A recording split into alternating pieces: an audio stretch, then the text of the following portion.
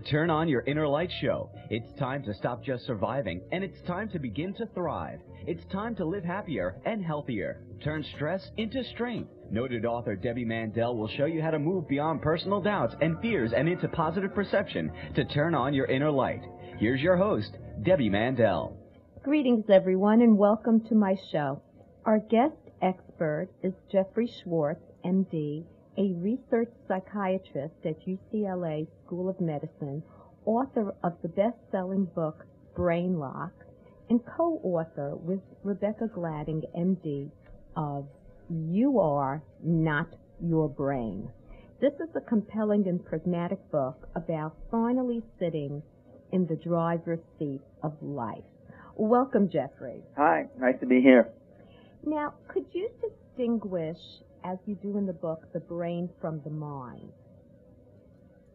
Sure, and it opens the way to interface it with your introduction. It interfaces the way for accessing your inner light, and so the mind is really in touch with that, your inner light, and when we use it in a scientific context, I really use it to mean directed attention. So it really opens the way for freedom, for the choices that we have available to us to choose how we direct our attention, how, where, in what way. So it also interfaces with what we mean by the will. So the will and the mind all have to do with how we direct attention. So there's a spiritual quality to the mind. It's not just awareness, but it seems to imply that it's motivation and spirit, all this combined. Do I understand Well, that? absolutely. I mean, yeah, it very much involves motivation, and then this. Okay, so the spirit part. I mean, I'm certainly open to that, and of course the wise advocate, which is really the manifestation of the mind and the larger sense of the mind, or what is often called the higher power these days, especially in people who are in 12-step programs, which is, this interface is very, very well with. I'm certainly happy to understand it that way, but you don't have to be very spiritual to use the book.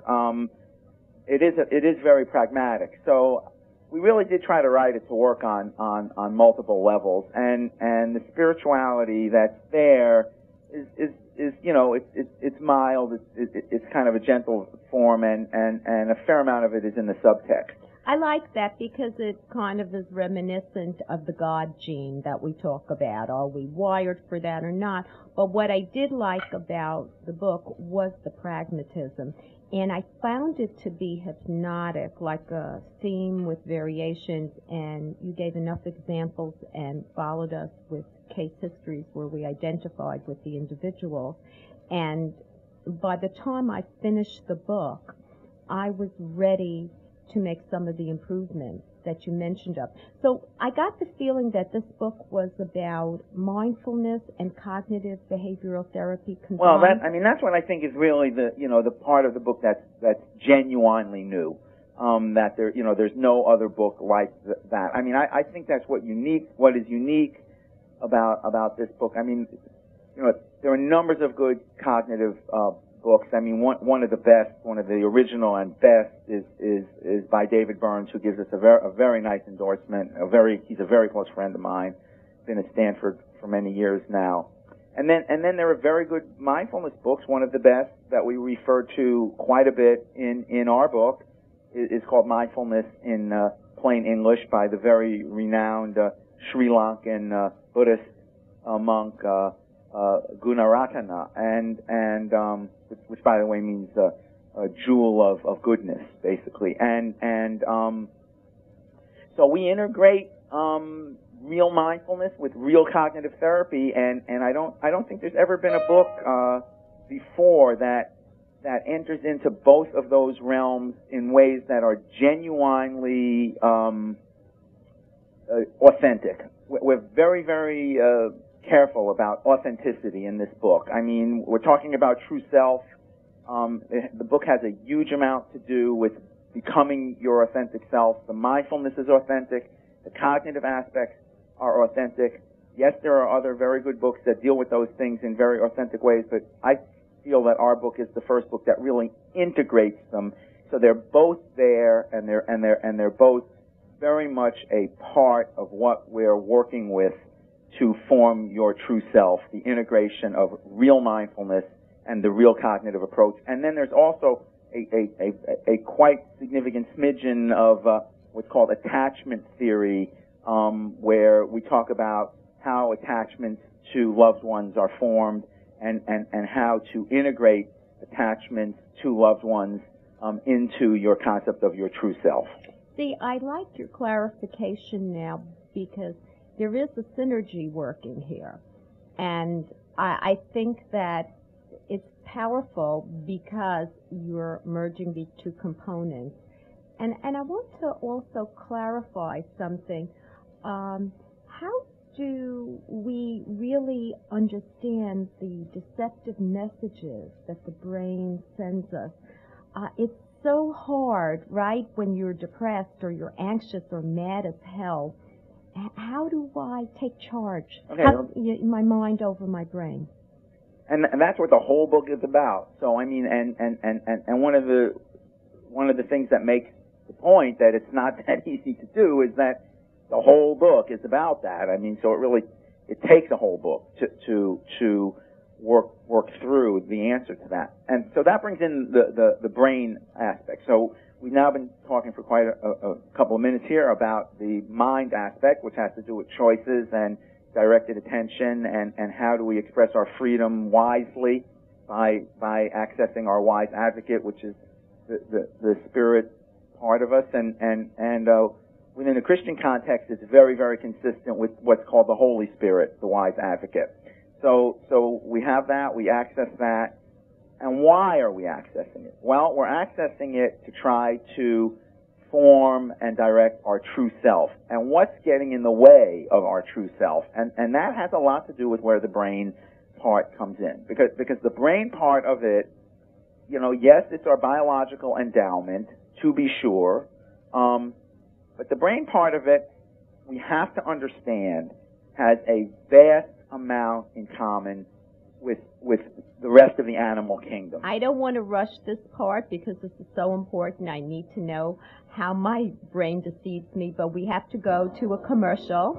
We will take a break for a moment and return with Dr. Jeffrey Schwartz, author of You Are Not Your Brain.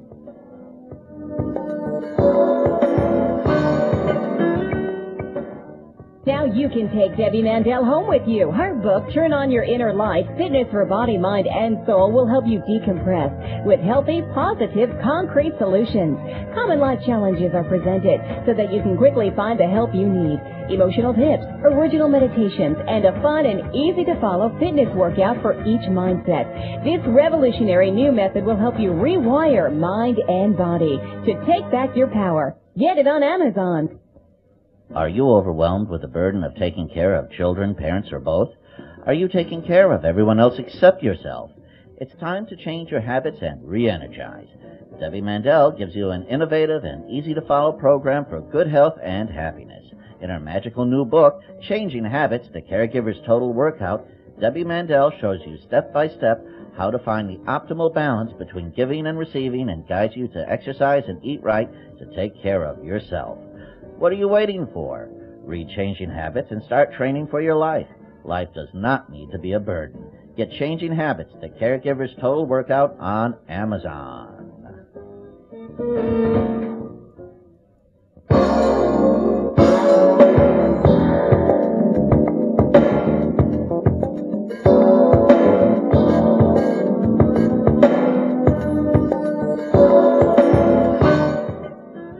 You're listening to the Turn On Your Inner Light show. I'm your host, Debbie Mandel, and I'm speaking with Dr. Jeffrey Schwartz, a research psychiatrist at UCLA School of Medicine and author of You Are Not Your Brain.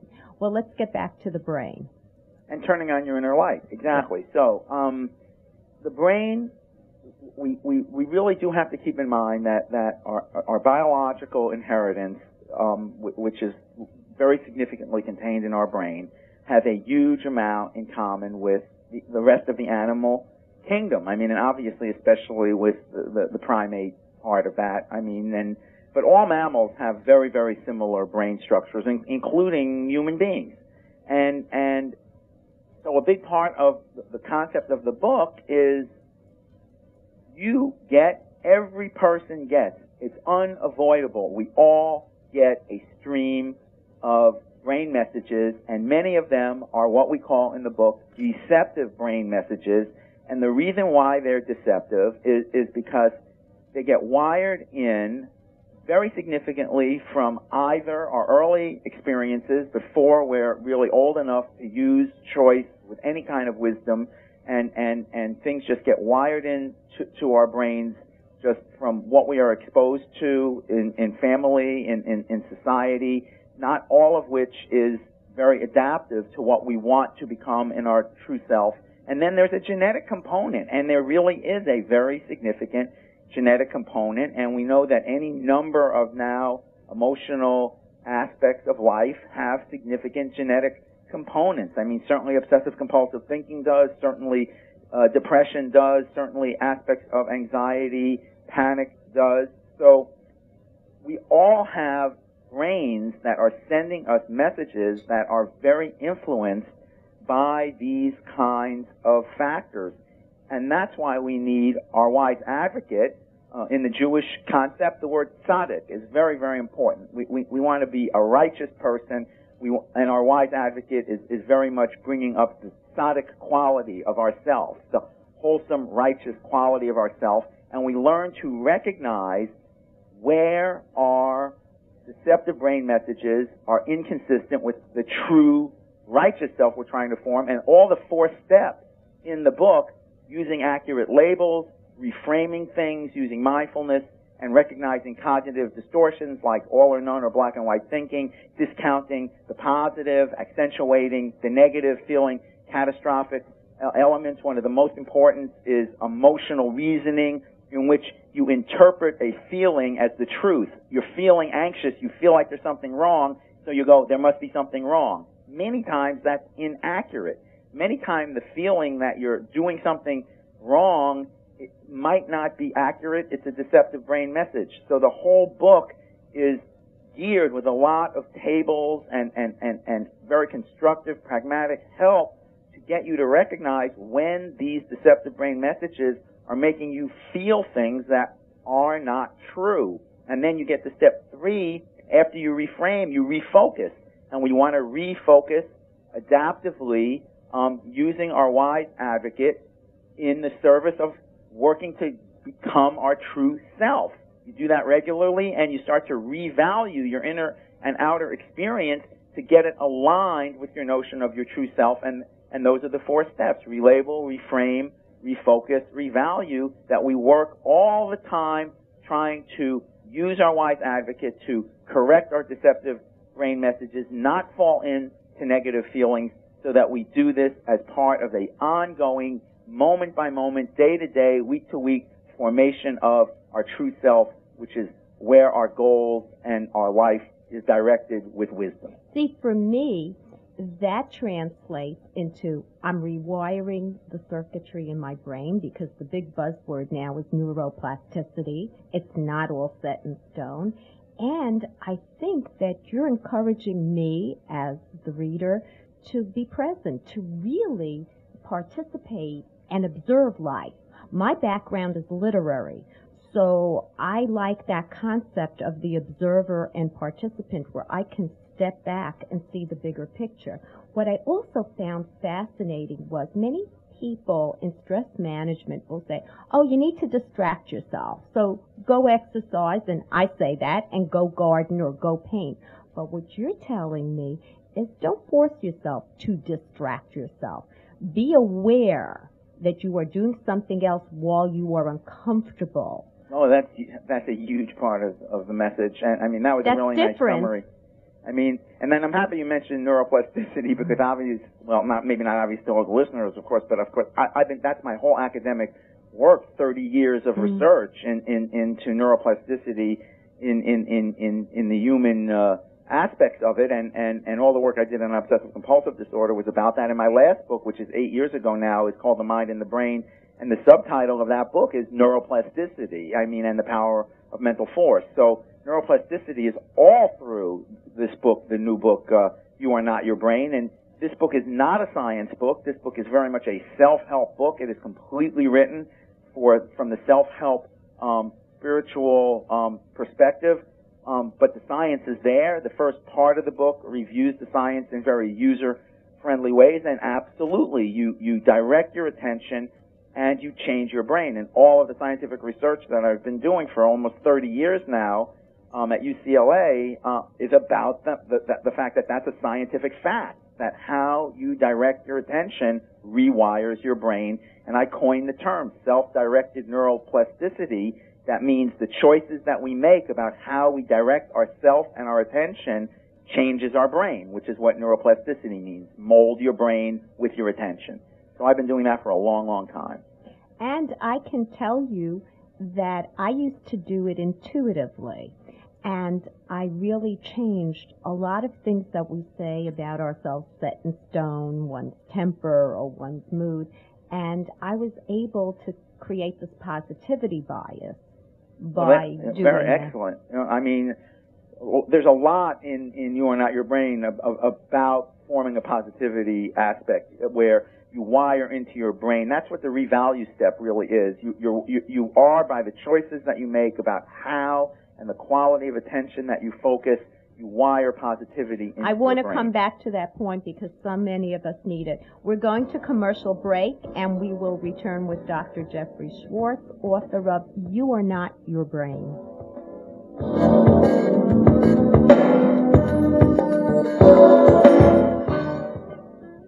Dear listeners, I'm excited to tell you about my new book, Addicted to Stress. This is the message you need to hear. Are you addicted to stress? Do you do it all while everyone depends on you? Where's all this pressure coming from? It is coming from inside you. This is why my publisher, John Wiley, asked me to write Addicted to Stress, a woman's 7-step program to reclaim joy and spontaneity in life. This fun-to-read book teaches proven strategies to reclaim your life, silence your inner critic, build a healthy body, and reframe your thoughts to change your life for the better. Dare to be happy without the guilt. Addicted to Stress is easy to get. It's available at Barnes & Noble and other fine bookstores everywhere. You can also buy it at Amazon and other online retailers.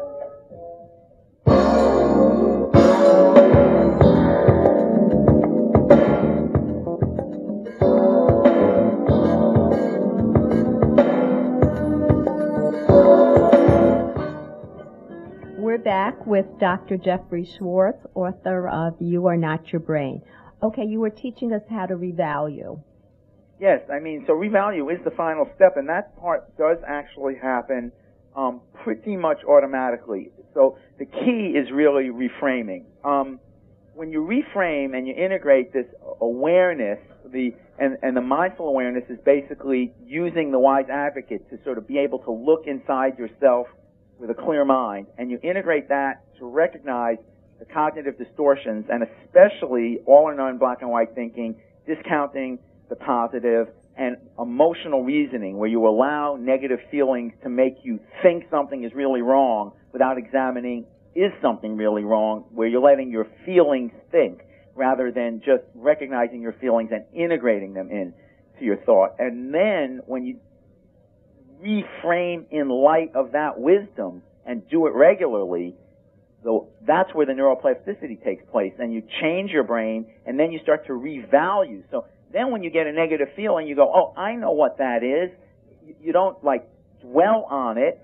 You refocus constructively. You do that regularly. You rewire your brain. You value things differently, and the bad feelings don't even come anymore. That's how you rewire your brain with positivity, so that the anxious feelings literally diminish and over time can even disappear. I found this to be very touching in the book when you did various case histories and you went back to childhood to help us figure out where our emotions come from. And you had this minor thing of Sarah and her little ice cream cone. Which one of us has not dropped the ice cream? That's a very important scene in the book where you know, the innocent issue of just a child dropping an ice cream cone, but being so criticized for it, and basically said, if you drop your ice cream, you can't have another. And then she internalized that to feel that there was something wrong with her internally, and those kinds of things. And I'm not just saying one isolated incident. I mean, when these things happen regularly, and then a person has often one key memory that comes up in therapy that you can work with. So I don't want to be understood as saying one time it happens once and then that changes your whole life. No. But people frequently have a memory that is symbolic of many processes that have occurred of that kind. And then you can work to change the wiring that was laid down because of all the negative beliefs that came up during that process. And sometimes one key memory can really help people relabel, reframe, so that they can refocus more constructively and change the value of that memory to say, that's not me. I am not that. I am not my brain. I thought that was very powerful because the stories are what we remember. So while you gave everyone very clear, pragmatic, easy to follow advice and explained it, you also gave us the stories. Yeah, and those stories are all, yes, I mean, no question that the identities of the people are very, very changed so that all the confidentiality of all the people I've worked with are very, very, very protected, but all of the symptoms are real, and so they're not stories that we just made up. I mean, they're composites of real symptoms, things that happen to real people, which just, you know, literally the names have been changed to protect the innocent, that kind of a thing. But it's all real. Yeah, and we're not all that innocent. But I did find the fact that you kept taking us through the steps, and in each case history you took and you followed it like a thread, a golden thread. By the time I read your book, I was hypnotized. It was like all done for me. You get to know the people that we talk about. They're not just cross-sections. They're not just plastic figures. You get to know real people in the book, no question about it. And I'm really happy you're saying that, because you get to make emotional connection with them and follow them and get their story, and so in that way it's like seeing a movie where you really make a connection with the people. I change along with them. Yep. And here's where I think I'm so terrific. I said, hey, I could be better. I could use this as like a Kaizen method, you know, and keep improving like a patina of aging. Well, thank you for being a wonderful and informative guest, and I think everyone should read this book because there is something for everyone, and I love that combination of mindfulness and cognitive behavioral therapy. Well, thank you very much. I've really enjoyed it, and it's been wonderful speaking with you this morning. Thank you very much. Thank you. Bye. Affirmation of the week. When you rub glad and sad together, you get vitality. Now for the latest medical trends. Although teen hearing loss is common, a new poll shows that most parents haven't discussed it with their teens. As warm temperatures due to climate change encroach on winter, bees and plants keep pace. As an avid gardener, I love this bit of news. An analysis of bee collection data over the past 130 years shows that spring arrives about 10 days earlier than in the 1880s, and the bees and the flowering plants have kept pace, arriving earlier as well, according to Cornell University. Exercising harder, but for a shorter period of time, like a burst of a few minutes, may have significant benefits for those with type 2 diabetes. And for people who don't like to exercise or are really busy, 5 minutes here or there could make a difference.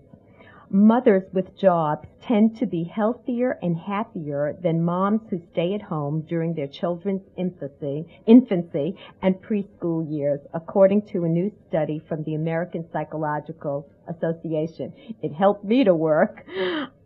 A major study of recent international data on school mathematics performance cast doubt on some common assumptions about gender and math achievement. In particular, the idea that girls and women have less ability due to a difference in biology. I guess this myth keeps resurfacing. And women who have non-melanoma skin cancers are more likely to have smoked cigarettes compared to women without skin cancer. Stress, anxiety, and burnout are never far from the doorstep of family caregivers, and the holiday season can intensify their burdens. Remember to care for the caregivers. I think that's in the spirit of giving. And while you're at it, pay attention to allergy symptoms, especially indoors. Take your medication if you need it, and get some fresh air. Well, we come to the close of another show. I have an educational website totally free on stress management, turnonyourinnerlight.com, where all the radio shows with the guest experts are archived for your listening pleasure on turnonyourinnerlight.com. Subscribe to my free newsletter and you will get the latest interview, a fresh new article on stress management, and the health tips fully delineated, emailed directly to you from turnonyourinnerlight.com. Have a wonderful week and see you on the radio.